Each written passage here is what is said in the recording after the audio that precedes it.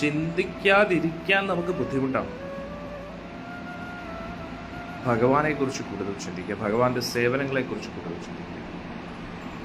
നമ്മൾ വ്യവഹാര ലോകത്തിലിരിക്കുമ്പോൾ, കുടുംബജീവിതത്തിലിരിക്കുമ്പോൾ, കുടുംബമായിട്ട് ബന്ധപ്പെട്ട അല്ലെങ്കിൽ തൊഴിലുമായിട്ട് ബന്ധപ്പെട്ട പല കാര്യങ്ങളും ചിന്തിക്കേണ്ടതായിട്ടുണ്ട്. പക്ഷേ അത് മാത്രമാണ് ലക്ഷ്യമെന്ന് കരുതാതെ ഭഗവാനെക്കുറിച്ച് ചിന്തിക്കാനും സമയം കണ്ടെത്തുക.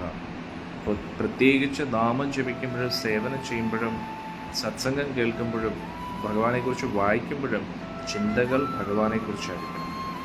ചിന്തകളില്ലാതെ ഇരിക്കാൻ നമുക്ക് കഴിയില്ല, പ്രത്യേകിച്ച് കലിയുഗത്തിൽ. ഇനി മുൻ യുഗങ്ങളിലാണെങ്കിൽ പോലും എത്ര മനസ്സിനെ നിയന്ത്രിച്ചാലും അതിനൊരു താൽക്കാലികമായിട്ടുള്ള ഒരു സമയമുണ്ട്. അത് കഴിഞ്ഞാൽ പിന്നെ നമ്മുടെ മനസ്സിൻ്റെ ആ ഒരു പിടുത്തം വിടും എന്നുള്ളതാണ്.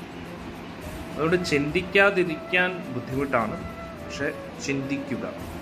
ആരെക്കുറിച്ച് ചിന്തിക്കുക? ഭഗവാനെക്കുറിച്ച്, ഭഗവാന്റെ സേവനത്തിനെക്കുറിച്ച്. ആ ഒരു ശീലം നമ്മൾ ഉണ്ടാക്കിയെടുക്കുക. നമ്മൾ വ്യവഹാര ലോകത്തിൽ ഓരോ കാര്യങ്ങൾ ചെയ്യുമ്പോഴും ഉള്ളിൻ്റെ ഉള്ളിൽ നിന്നും ഭഗവത് സ്മരണയോടുകൂടി ഇരിക്കാൻ ശ്രമിക്കുക. ഏറ്റവും ഉത്തമ മാർഗം ഹരേ കൃഷ്ണ മഹാമന്ത്ര ജപമാണ്.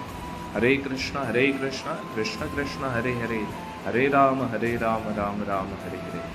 ഇതൊരു കുറഞ്ഞതൊരു 108 പ്രാവശ്യമെങ്കിലും എല്ലാ ദിവസവും ജപിക്കുന്നത് വളരെ ഉത്തമമാണ്. പുതിയ ആൾക്കാർക്ക് വേണ്ടി ഞാൻ പറയുന്നത്.